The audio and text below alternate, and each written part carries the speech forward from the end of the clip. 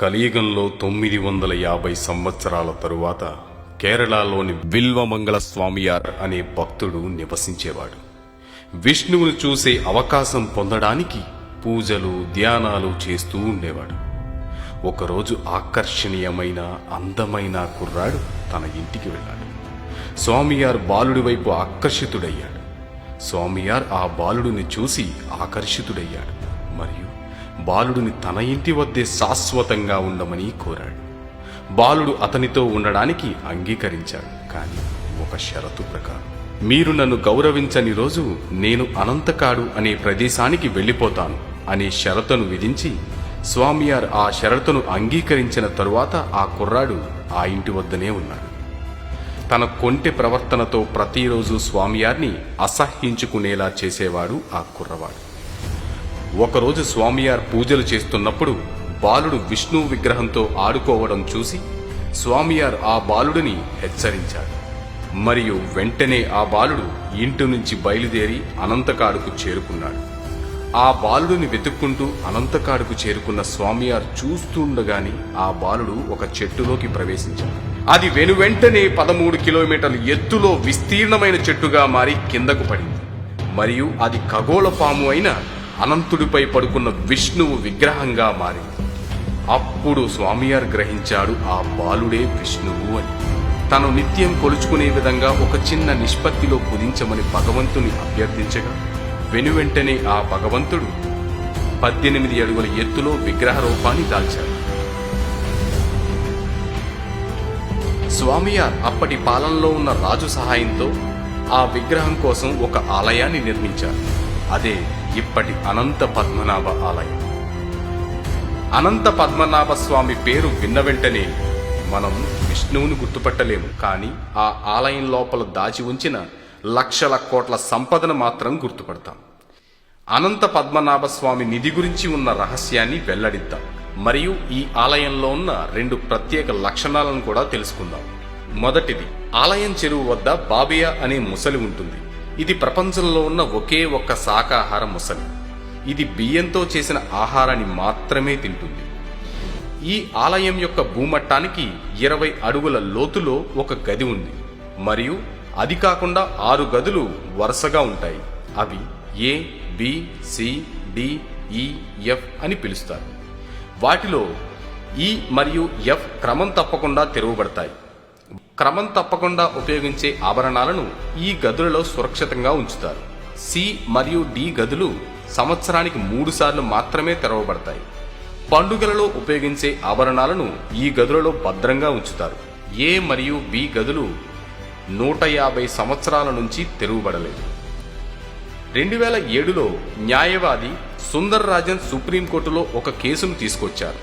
ఇక్కడ అనంత పద్మనాభ స్వామి ఆలయంలో భారీ నిధి ఉందని, రోజురోజుకు దానిని దోచుకుంటున్నారని, ఆలయంలో బంగారు పెయింటింగ్ వేసిన యంత్రం ఒకటి దొరికింది అని, దానితో దేవుని అసలు ఆభరణాలు నకిలీ వాటితో భర్తీ చేస్తున్నట్లు తెలిసింది.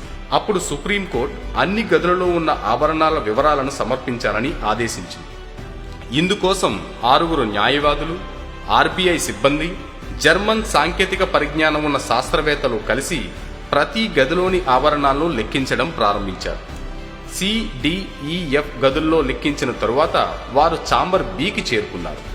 ఛాంబర్ బి యొక్క తలుపు ఇనుముతో తయారు చేయబడి 2 పాములతో రూపొందించబడింది. వారు చాలా ప్రయత్నించారు, కానీ తలుపు తెరవడంలో విఫలమయ్యారు. తరువాత వారు బిని వదిలి ఏ తలుపులు తెరవడానికి ప్రయత్నించారు.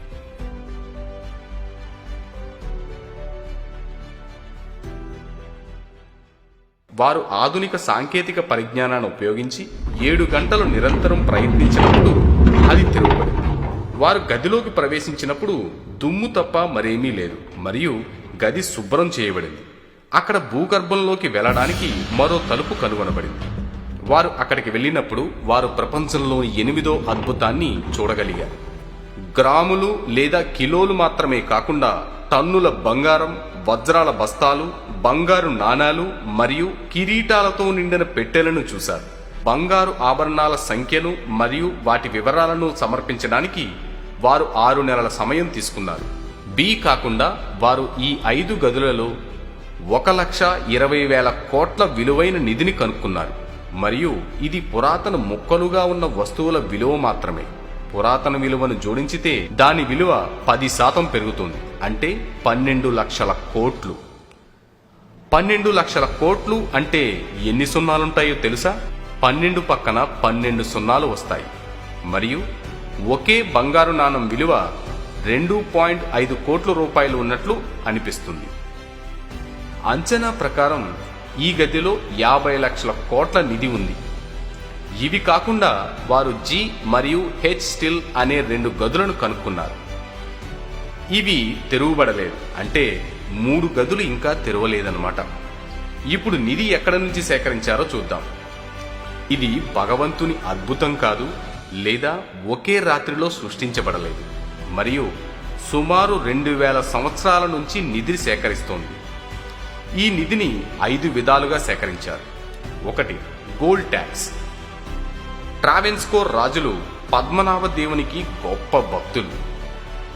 సంపాదించిన సంపదలో కొంత శాతాన్ని దేవునికి అర్పించడానికి తన రాజ్యంలో ఒక నియమాన్ని ఆమోదించడం ద్వారా సేకరించిన బంగారాన్ని దేవునికి అర్పించారు. 2. ఇన్వేజన్. ట్రావెన్స్కోర్ రాజులు తన పొరుగు రాజ్యాలతో పోరాడినప్పుడు మరియు సేకరించిన నిధిని దేవునికి అర్పించారు. 3. బహుమతులు. శ్రీకృష్ణదేవరాయలతో సహా కేరళలోని చాలా మంది రాజులు పద్మనాభ స్వామి భక్తులు. భగవంతుడు ఆశీర్వదించడానికి వారు భారీ మొత్తంలో నిధులను అందించేవారు. గౌరీ లక్ష్మీబాయి సమయంలో ట్రావెన్స్కోర్ రాజ్యంలోని అన్ని దేవాలయాల అదనపు నిధిని సేకరించి ట్రావెన్స్కోర్ కోటలో భద్రపరిచారు. 5. బ్లాక్ బంగారం.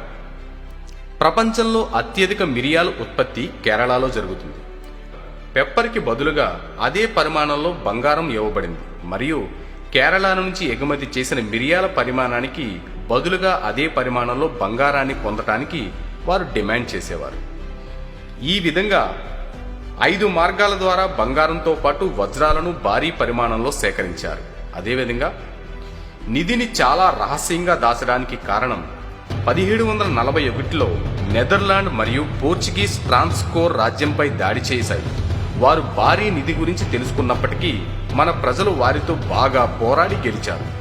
ఇది మాత్రమే కాదు, టిప్పు సుల్తాన్ సామ్రాజ్యం కూడా కేరళలోని ఎర్నాకులానికి చేరుకుంది.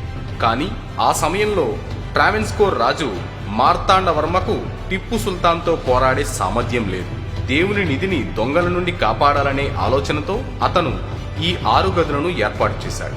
1799లో టిప్పు సుల్తాన్ మరణించాడు. మార్తాండవర్మ యొక్క ఆనందానికి ఎటువంటి అడ్డంకులు లేవు. ఇంతలో 1799లో టిప్పు సుల్తాన్ మరణించిన తరువాత అతను మొత్తం నిధిని దేవునికి అంకితం చేయాలని అనుకున్నాడు. చాలా శక్తివంతమైన మంత్రగాళ్లు మన దేశంలో కేరళలో ఉన్నారు. వారి సహాయంతో నాగబంధంను ఉపయోగించడం ద్వారా ఛాంబర్ బి యొక్క తలుపులు సురక్షితంగా మూసివేయబడ్డాయి. ఇప్పుడు గది బిలో ఏముందో ఎవ్వరికీ తెలియదు. ఆ తలుపులు ఎందుకు తెరవడం లేదో మీకు తెలుసా? మొదట చెడును లెక్కించడం మరియు తరువాత మనం వేరే విధంగా ఆలోచిస్తే మంచిది అని చెప్పబడింది. అణుబాంబు, బయోవెపన్, ఘోరమైన పాయిజన్ వంటివి ఏదైనా ఉండవచ్చు. మేము దాన్ని బయటకు తీస్తే అది అందరికీ ఒక హెచ్చరికగా ఉంటుంది.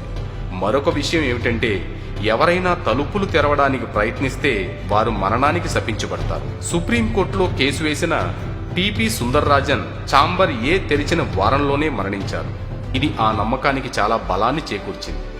100 సంవత్సరాల క్రితం కేరళ రాష్ట్రం సంక్షోభానికి గురైనప్పుడు ఉన్నతాధికారులు ఆ సమయంలో తలుపులు తెరిచేందుకు ప్రయత్నించారు. వారు తమ ప్రాణాలను కాపాడుకోవడానికి వెనక్కి తిరిగి వెళ్ళినప్పుడు త్రాచుపాముల చేత దాడి చేయబడ్డారు.